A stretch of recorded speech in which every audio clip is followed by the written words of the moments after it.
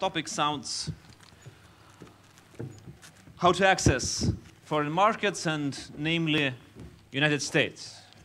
Why United States is singled out as a single country, I'm going to ask our speakers, though I think the reasons is pretty obvious. So let me introduce them. Mr. Chris Burry, co-CEO, US Market Access Center. Hello.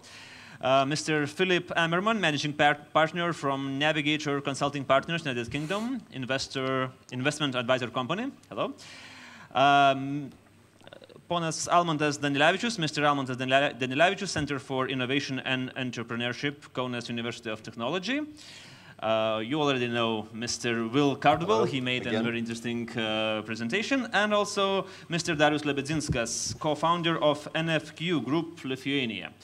Okay, so I'm not even sure where to start. So why not let you do the introductions? So why it is so important to try to enlarge your target, and how is it possible? So Chris, maybe you can start. Short introduction. So the question for most entrepreneurs is, how do I get into a market? How can I access a market that is large enough that lets me sustain my company and lets me grow my company? The challenge for places like Lithuania is that the market itself is so small that you could capture 100% of the Lithuanian market and still only be of a certain, of a certain size. And really, ultimately, if you want to live in the technology space, the only real defense that's left is to get big, right? That as the markets become more global and more people play in the global space, all that's left is getting big. You need to be of a size that, in effect, you can defend your market, and most importantly, that you have the revenue that enables you to continue to improve your product. You may have had a great product, but if you're only doing €1 million a year, you can only spend a little bit of money to make your product better. And if you have there's another company that's spending €10 million a year to make their product better, eventually you're going to lose. So globalization really becomes a life or death matter for most startups. The real question is just sort of, when is the right time to do it? Right, thank you. Philip, what are your opening remarks? Yeah, I think, especially in the IT sector, it's a very transparent and a very global market. So if you don't expand and if you don't really consolidate your corner, your niche of the market, eventually someone will compete, and then you'll have another competitor, a third one, a fourth one, and you'll start losing margins, you'll start losing market share, you'll be outspent. So there's very much a growth imperative, but I think that also matches quite a bit the attitude and the mentality of most entrepreneurs and most startup companies. I think that this type of growth is embedded in their character. I think it's a key motivating factor. And I personally would be very worried if someone were to come to me and say, I only want to grow in one market, in one geography. I would say, well, that's fine, but if we really want to make this a success and if we want to survive in the long term, we definitely need to look at some regional markets as well. So I think besides the purely financial issues, I think that growth is part of the DNA of startups, and I for one welcome that. I think it's very valuable, and it should be encouraged. Will, I'm going to go through foreign colleagues, and then we're going to finish with our Lithuanians. Maybe I fully agree with those two, and I would maybe make one step back just about the kind of types of entrepreneurship, because a lot of times we talk about startups and entrepreneurship and all this, and it kind of bundle them all in one. And actually, first of all, I think all types are very valuable. But there's one type that we're obviously dealing with, is the kind of scalable, high growth, high potential that make all the others possible. We found this very much in Finland, and in the beginning, the entrepreneurship term meant everything to everybody. And what's very important about this group, the group that globalizes, is it enables the ones, the more local businesses, the classic SME and the the lifestyle business, which are also very, very important. In the future, more and more important because the large companies are becoming smaller. But for that small slice of high growth, high potential, scalable companies, I think, for all the reasons these guys said, you have to look at where the markets you need to be, and U.S. often pops up as the one that's most important in the sense it's the biggest one that has transparency across the whole 300 million consumers, as opposed to EU, which is unfortunately still somewhat not a single market, unfortunately. Thank you. Almantas? Okay, so thank you really for good remarks, and what I have a vision of how to make a hub in Lithuania. So really, I was crossing the entrance of this conference, and what I found one stick with a very good word is InnoMotion. So what does it mean? It means that our center, Innovation and Entrepreneurship Center, now in the motion and always trying to reform itself, trying to put new strategies and be different tomorrow than we were today. So talking about our conference, local hubs in global networks, so I would like to say that we would like to work locally, but do sales globally. So what we would like to do now, so to join the forces, to be the center, to be the hub of R&D, of technology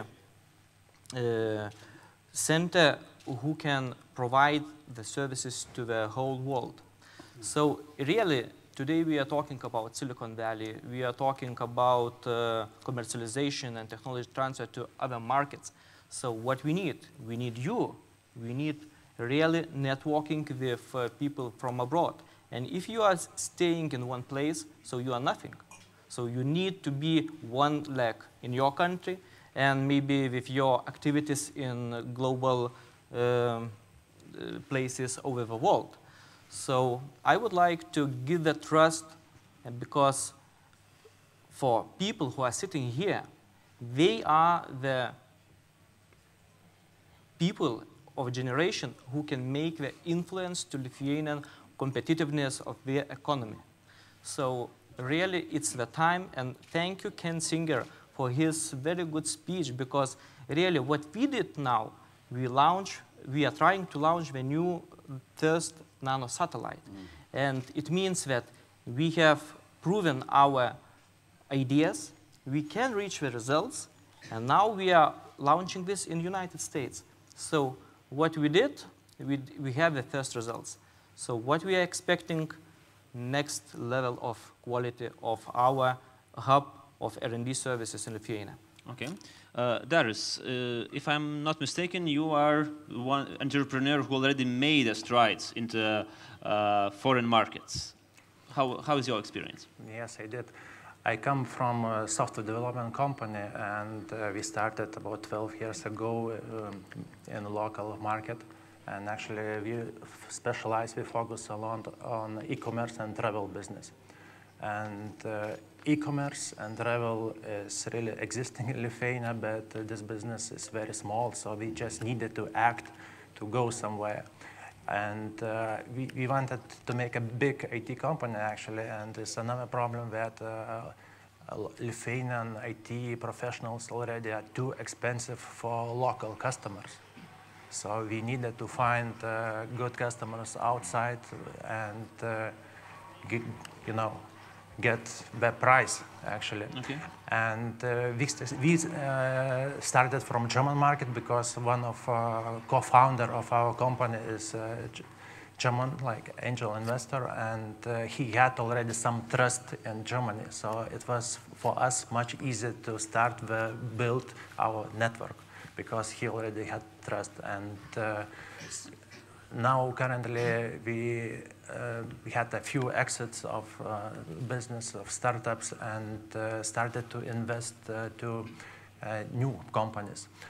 So somewhere somebody has a good idea, maybe 20 years old guy, he has a good idea. For example, we work with such guys, and some venture investor, we have money, and somebody knows marketing. So always when we do something, we do together with all combination of skills and people with big passion to do. And I think as we have very good IT professionals, plus know-how in particular fields like travel know-how, e-commerce know-how, so this specialization is very good for us. Okay. So now let's make a short experiment. What we have been talking about today, about great ideas, about having a good team behind you, about having universities' resources. So let's imagine that we have a gentleman or a lady in the 7th row, and we have everything right now. And so can you make a crash course for dummies, for them to emerge and to enter the foreign markets? By baby steps, Chris. Well, the thing that we see over and over again, and we work with about 400 companies a year from all over the world, is that the first thing you've got to do is you have to stop thinking about the technology. That you can have the best technology in the world. It can be absolutely brilliant, but what you have to start thinking about is what is the value that it creates for your customers. Because customers are buying because what you are giving them is valuable to them. And one of the challenges that we see is that entrepreneurs are not good about being able to express the value.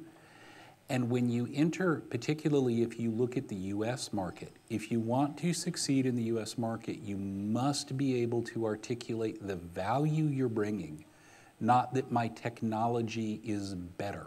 How can you articulate that value? Well, what is the problem that you're solving, right?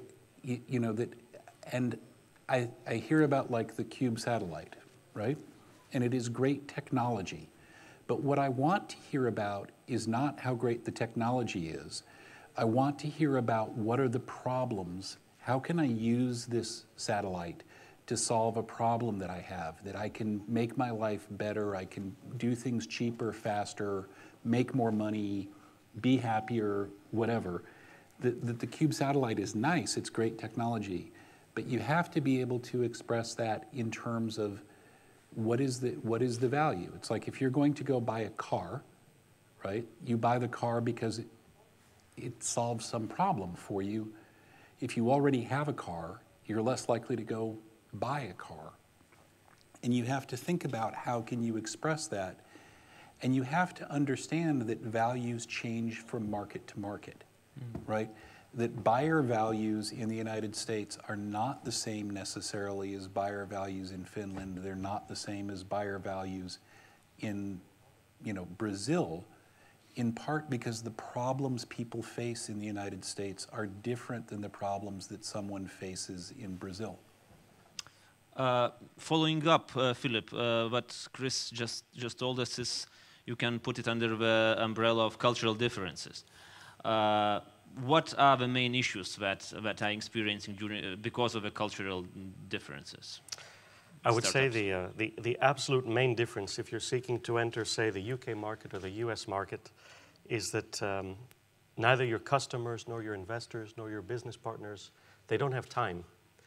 So their attention spans are very short, and it's not difficult only to get the initial attention span, so to do the initial pitch, but you have to fight to follow everything up. So for me, that means that if you're going to go either to a trade fair or to a pitching session or a startup weekend or whatever, you need, as Chris said, you need everything ready in terms of value, but you also need everything ready in terms of fulfillment. Don't go with something that isn't ready to sell, or that you don't say, like, in order to be ready to sell, I need 5 simple steps, A, B, C, D, E. Because people don't have time. And this is a big problem because also any entrepreneur who's trying to get into the States or into the UK, the greatest luxury they have is the time to function on only one thing. But no entrepreneur can do that. No startup can do that. Any given day, you're probably dealing with 15, 20 major issues. You're plugged in all the time. You're being distracted all the time. So I would say, you know, if you're going to do it, it's really admirable.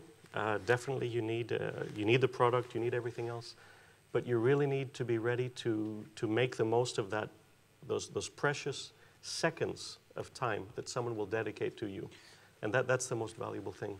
Chris, to build on that, the other thing that we see that stuns people who aren't from the United States is how fast people move. Yeah. We had an entrepreneur that came from Europe, and they went and they pitched a major construction company in San Francisco that's doing $1 billion construction project. And literally after 15 minutes, the people said, when can you come install your product? Yeah. And the people from the company in Europe were like, what? 4 months? And literally the buyer went like this, right? Why are you wasting my time? Why are you wasting my time? Yeah, exactly. Yeah. So are these also the cultural differences, or this is just an example of unsuccessful pitching or unprepared pitching? No, the person was ready, the customer was ready to give the entrepreneur money, was ready to give them actually an order for $200,000. And their answer was, we can get it to you months from now, not next week. And they went and found a different solution. Okay. Yeah. I think it is cultural, because I mean I'm from old Europe, but I've studied in New Europe, and my father's American and all that. But in America, two things really stand out. The first is that you are innocent until proven guilty. In Europe, it is totally the opposite. You need hundreds of certifications and authorizations before you're allowed to do anything. But the second thing is that there's no upper limit in the States. If you prove that you've got the service and you can deliver, no one, except maybe a competitor, is going to stand in your way. And that's cultural. That is deeply cultural. It is totally different from, say, Germany.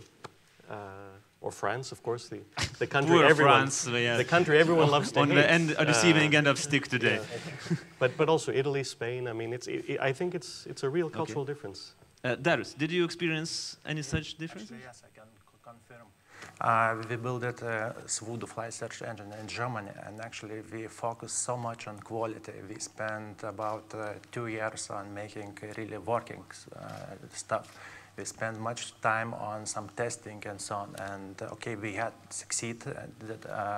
Kayak from US, we acquired our company, but you know what we said to us, like, we are very impressed about your quality, but if you would invest this all money to marketing, but not to IT, then we would pay you much more, actually. And what happened, we had old-fashioned system, we had new system, we just smashed away our system, because we think that with their system, we know the system, we can move much faster. So don't focus on quality too much, you need to take the market. Yeah. Get to market. Yeah. Will, does it mean that US market are more reluctant to accept entrepreneurs from other countries? Oh, I don't think so at all. I think it's, I think was it Ken that brought the statistic that you know, a lot of the entrepreneurs that are starting in the U.S. tend to be from abroad. What I would say the key thing is there's getting back to the time issue. I really see this kind of collective so-called ADHD or attention deficit disorder, that it's certainly in investors, no question, but I think also in customers and partners. So you have to deliver this message so clearly and quickly and dynamically, in the sense looking in their eyes and seeing what they want to hear and getting the story right. And I think that's what, you know, I found this over and over, being, you know, 17 years in Finland, that again, the engineering mindset is, I will deliver this to you, you know, when it's ready, and that's going to be in 4 months or whatever, and then no deal. And I think the American mindset is, okay, you know, let's think about this. We'll start delivering. We'll get you, you know, we'll kind of get in with, you know, you know, we talk about minimum viable products, or not talking about the, you know, the perfect product, but talking about that first thing that you can get in the door. I see, And that leads me to the point is in any team, you need a person, a business developer, marketer, whatever you want to call it, customer-facing person that has that sense of how to get, not only to get the pitch right, but also dynamically change it. Because I'll give you an example. We show in one of my classes videos of 3 of the big angel investors in the U.S., Mike Maples, Ron Conway, and somebody else, billionaires. And if you ask them what they're looking for in a team to invest in, it's they're looking for totally different things. At least that's what they say. It's a little bit different in reality. But when I talk to my students is, okay, we've given you, these are the things you need in your pitch, but what order would you deliver it to this guy? Because if you're with Mike Maples and you get 20 seconds, he might make a decision in 20 seconds to put $500,000 on the table. But if you start talking to him about team, actually his claim is that he looks for markets and interesting markets to him first. So you need to deliver not only the right message, but things in the right order. And I think this translates, again, not only to investors, but customers. Philip and Chris, the same question to you, but from both sides of the ocean, let's say like that. When we look at the issue of cultural differences in a bit different way, is the difference between UK startup trying to enter US market and, for example, Lithuanian startup, are these differences vast and big? Are the stereotypes that the one is native speaker and another is not? The one is from the country with 500 years of entrepreneurship history, and the next one is from kind of with 20 years. Are these differences really matter to the investors in US? I think the only thing that matters is where I see the difference is in your ability to communicate your story, right? That obviously a native English speaker is going to have an easier time to be able to communicate your value story, your market story, all of those kinds of things. But the very unique thing about the US market is there really is not a bias about where it was invented. Ken was right. It's roughly 54% of the startups in Silicon Valley have a CEO that was not born in the United States. And we don't care where it came from. We care about what it will do. For me, right now. Yeah. It's for me, what can you do right now. Yeah. And if it's from Lithuania or if it's from the UK or if it's from Australia, we don't care. But you have to be able to, as Will was saying, collectively as a country, we have ADD. Collectively, our attention span is, about like this. And so you have to be really tight. I mean, I saw a group of entrepreneurs from Asia come in with an absolutely brilliant product. And they were the classic Asian engineering mindset. They came to a 4-minute presentation with 42 slides. Okay. And they never got off of slide 1. And they worked on those 42. And they worked on the 42 slides, and they were so proud. I mean, they showed me their slides 5 minutes before they were going to pitch. And I was just like, I can't help you. I'm sorry. You've got to go learn the hard way. And their very first slide was all about the brilliance of their technology, right? Fast forward 18 months later, where they've learned the game. They've now received about $5 or $6 million in venture funding. But they had to adapt how they deliver their message. And as you said, Will, the order in which they deliver their message in a way that it can be consumed. Yeah. Exactly. Philip? Well, I will go out on a limb and I will say that it's probably much easier for a UK entrepreneur to enter the US market than a Lithuanian one. I mean, all other technical factors being equal. And I don't mean only because of language, but the UK market is larger. So, I mean, I would assume that already some progress would have been made in entering that market. The UK mentality is very much oriented towards marketing and communicating. So it is very easy or it's typically a lot easier for an entrepreneur from, say, London to do a pitch. That's simply something which starts within the educational system, but it goes through all of society as well. I would say that also like New York or Silicon Valley, London in the past 10 or 15 years has really become a global hub. So there's been a lot of, there are a lot of American investment firms which 10 years ago you could never consider a London office. Now they have a London office. But now everyone else is also competing with them. So, a couple of big Saudi funds are based in London, Qatar, Bahrain, everyone else is there. So I think that we have to recognize that besides cultural factors, there's a basic economy of scale and an opportunity economy which exists in London, which, I've been working in Lithuania since 2003. It doesn't exist here. Okay. So, and that's not criticism. It's simply where Lithuania is and where where the UK are right now. So I think culturally, it would be a lot easier for someone. Okay. Almantas, now let's talk about these young entrepreneurs that you have under your wing in university. Do you educate them on those barriers that our colleagues just mentioned, on the topics that you must have, you must know, you must learn how to present in order to get to this AD&D suffering country and so on?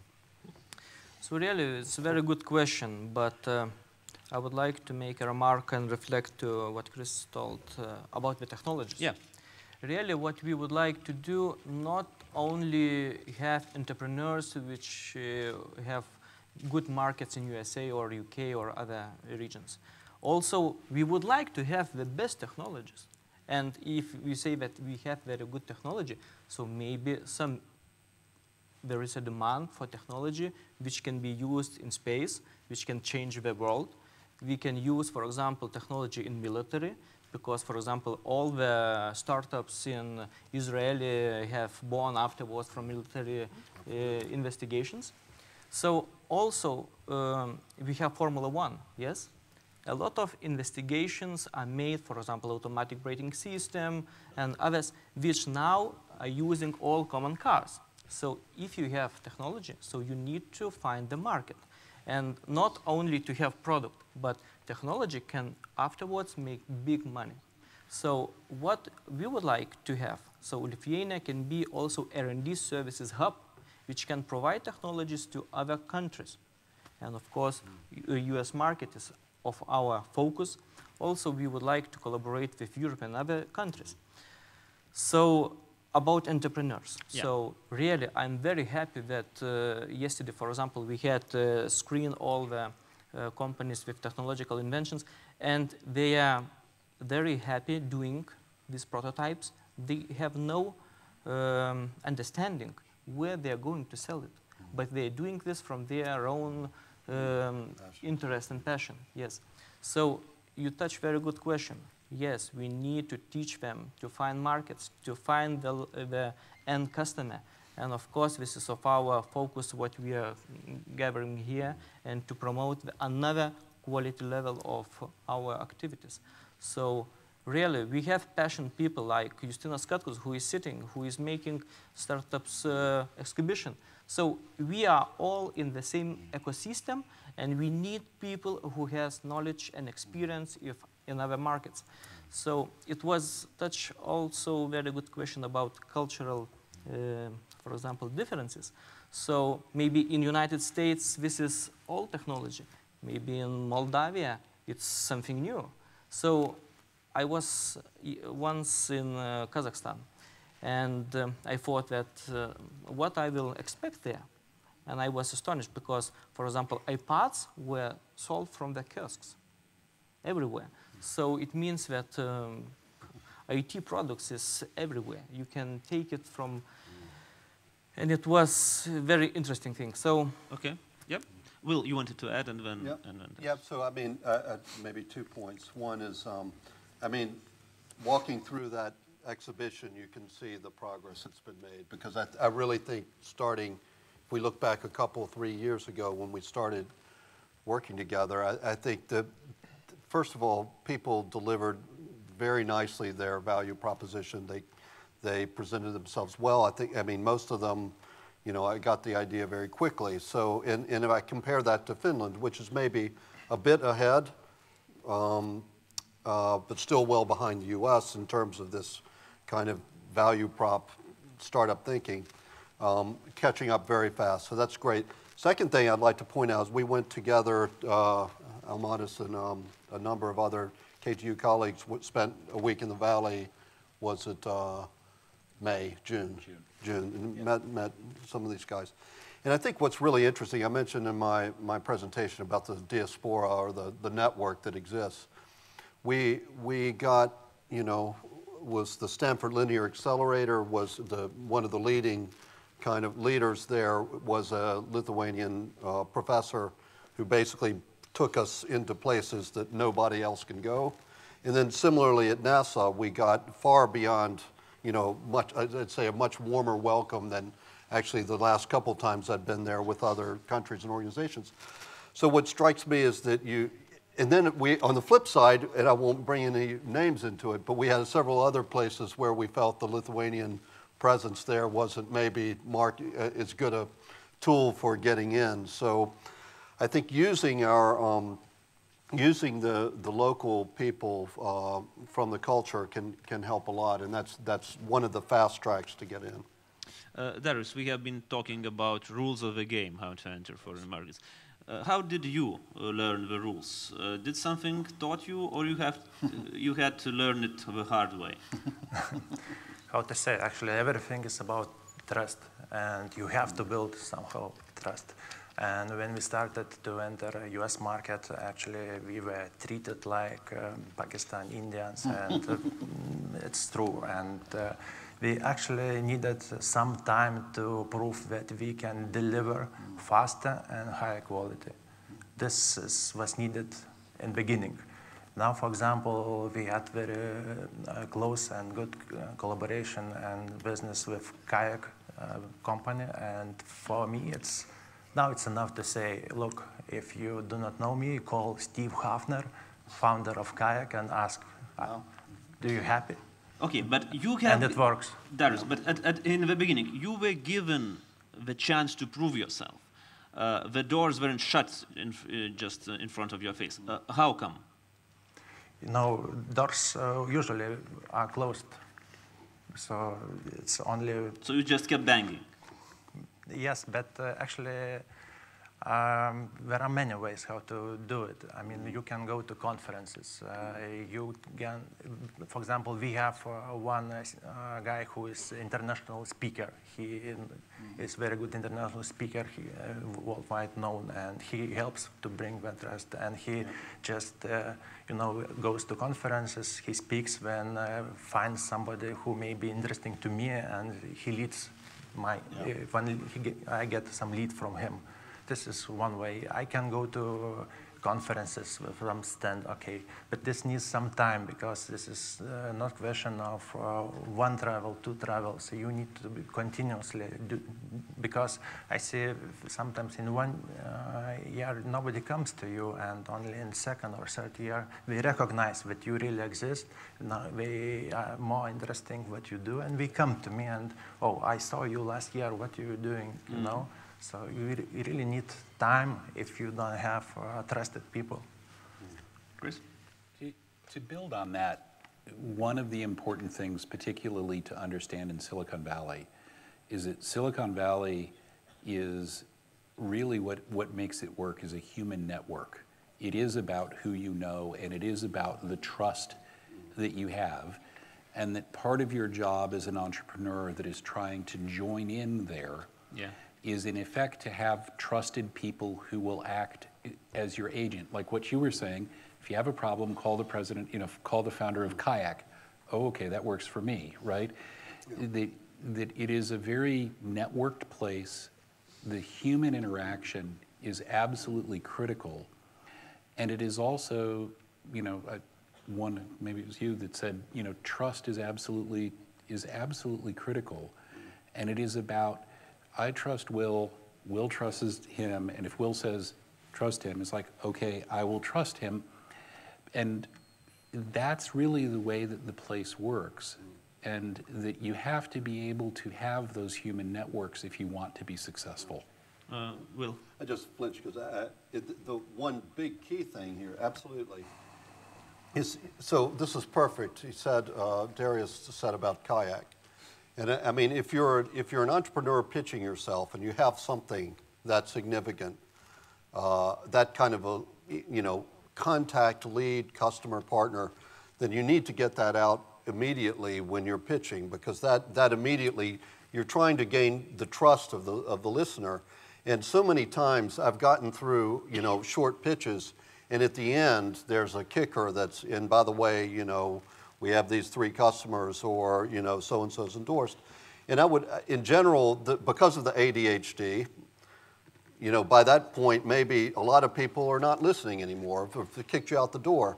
So that's what I mean is, I think it's a social awareness kind of a thing that you need someone in the team to have, because I think fundamentally a lot of innovators don't have that gene, that kind of networked gene, and you need to bring that in somehow. The person that says the right thing at the right time, that says, okay, then we go. And the flip side, the positive thing of the ADHD is, as said, they'll make a decision and make you an offer, you know, on the spot. And we've definitely seen that many, many times, that, you know, decisions are made quickly and money's in the bank account, you know, in a couple days, as opposed to, you know, the normal European way is much more staged. Almantas, Almantas. Just very briefly, if you're someone, say, from Lithuania, and you're trying to attract a VC, whatever, attention, typically the first thing you'll do is you'll log onto the internet and you'll get a list of firms, you know, you'll develop your database, and you'll start emailing them. No one is going to answer those emails.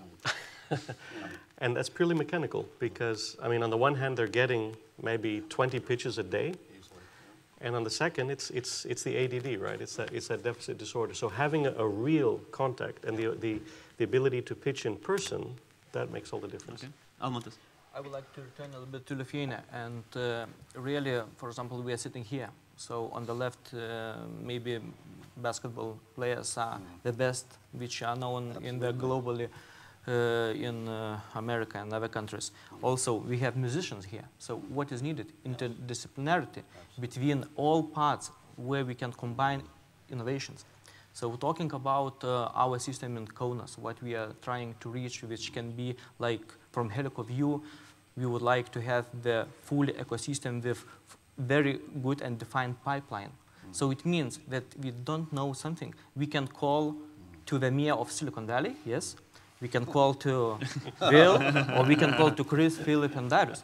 So it means that we need the trusty structure where the competencies are very defined. But Almantas, who are we? Let's define. Who are we? We are sitting here. All of us here. Community, because only the community and the emotion inside can grow something. Nothing else will do for us. But community of university, community of Kaunas city, no. Community of I don't know. It means everybody is businessmen, municipality, researchers, students, childs. So everything is in one. So we need to start from ourselves. You know, I just make a note. This community thing is fundamental and it's very difficult to understand. And I would, to plug a guy that I don't really know very well, but there's a book called Startup Communities by a guy named Brad Feld that's about Boulder, Colorado, which is a very interesting test bed, because in 1990, first of all, it's not Silicon Valley, so it's a normal place like the rest of us have. And from 1990 to 2013, it grew from basically no entrepreneurship to the highest density kind of per capita of entrepreneurship in the world. And he defines the different levels of community there, which I think is very important. And the university is one of six or seven different kind of players. And in the role of the university is, of course, to produce knowledge, a big thing. But the modern, you know, the 2.0 version of the university is a network node that, you know, where everyone, all the key players can meet and interact. And I think that's certainly at Aalto University, that's been our mantra, is to, you know, forget thinking, we could try to build to be the, a top research institution with Nobel Prize winners, or we can be a place that has, many different types of people get together and come up with new ideas, and we've focused on that. And I think that's the modern way. Actually, I think in 20 years, universities will be measured more on those types of metrics than, for example, how many scientific A-level publications. Darius, you wanted to add something? Yes, and just you should think to bring successful people on the board in the company.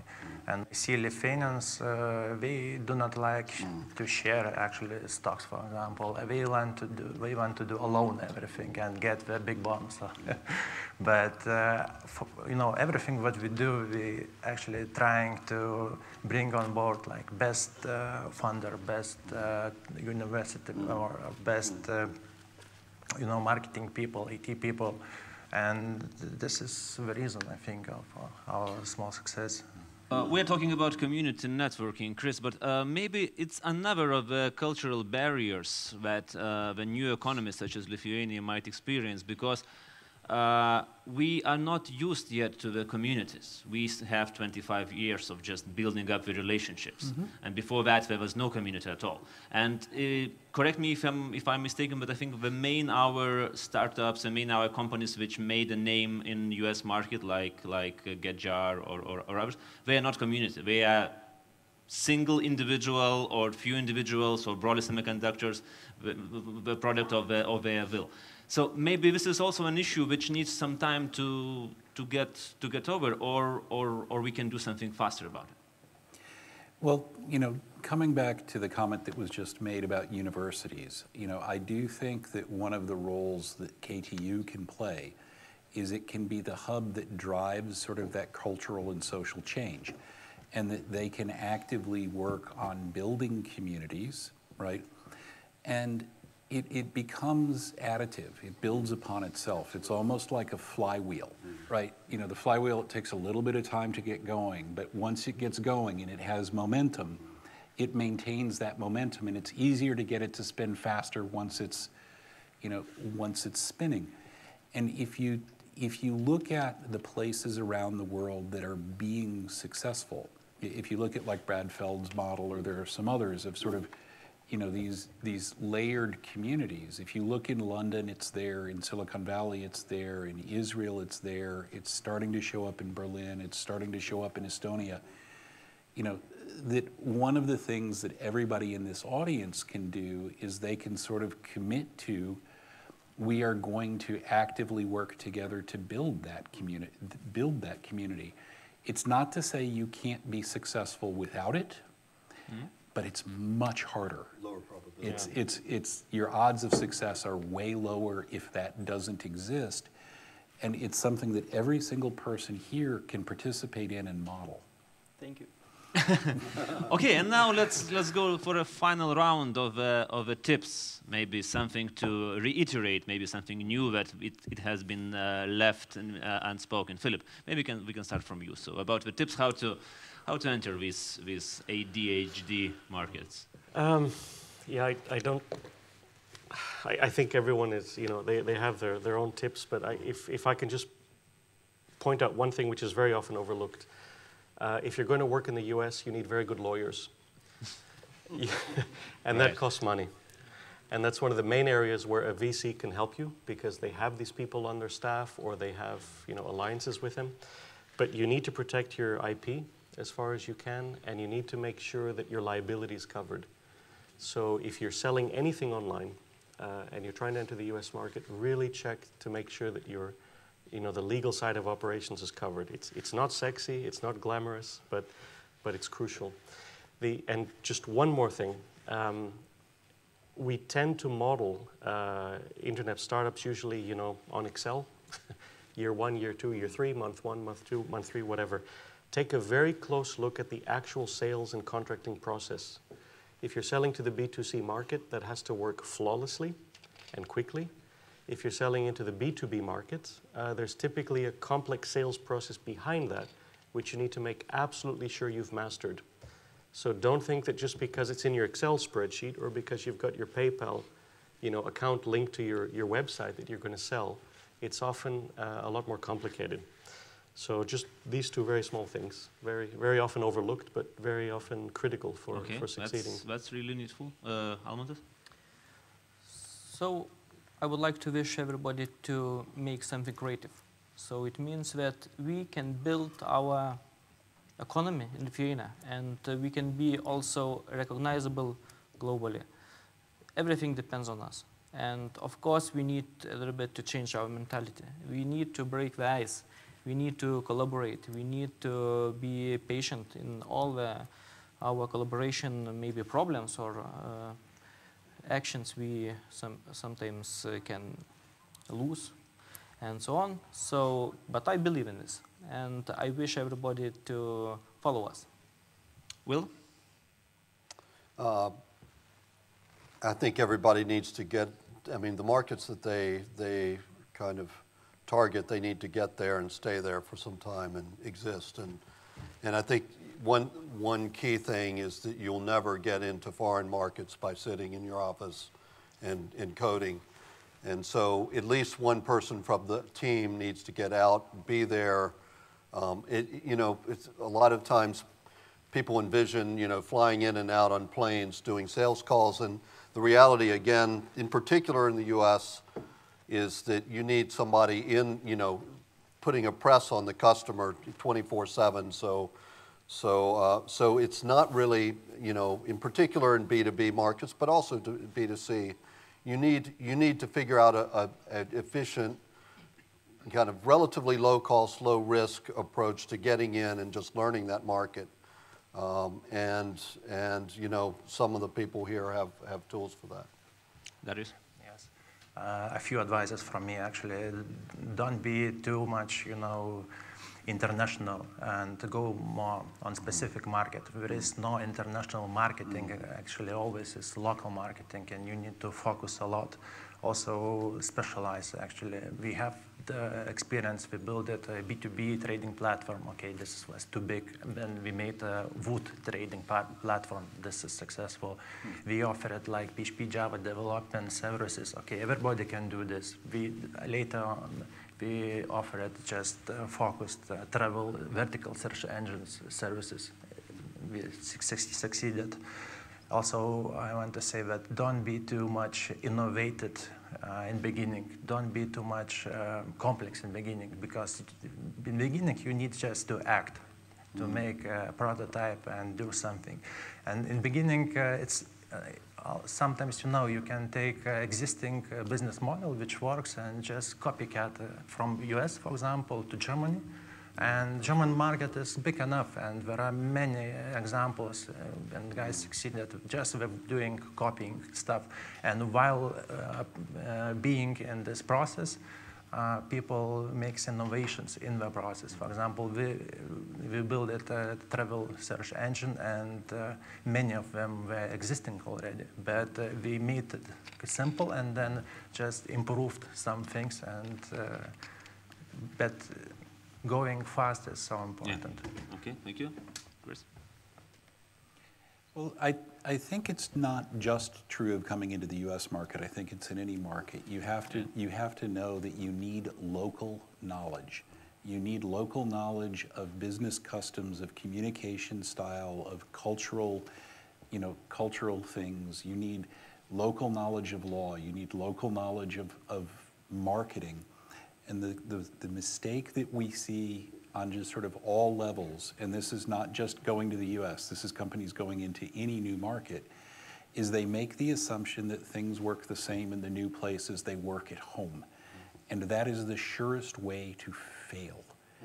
You almost have to say, I'm going into the new market. If you think about the lean startup methodology, you start from the position of everything's unknown. Right? When you go to a new market, you have to start again from the position of everything is unknown. And your challenge is to learn everything you can about how it is done there. And that's the real path to success. Chris, but when you say about the local knowledge, can we speak of US market as a whole? or rather it should be more segmented? Because if you go to Pennsylvania, or if you go to California, or to other states, they'll be different as well, or not? It is a mistake to think about the US as one culture. It is a mistake to think about it as one market. The style of doing business in New York is very different than the style of doing business in San Francisco. And US companies struggle with this as they expand from their hometown to other places in the United States. And you know, the difference between New York and San Francisco is not as big as the difference between San Francisco and Tokyo, but it's real. And again, you have to say, okay, I'm going here. What's different? Okay, thank you very much for everyone for your tips, for your shared thoughts. This was our second panel. Please welcome our panelists. Thank you much for your time.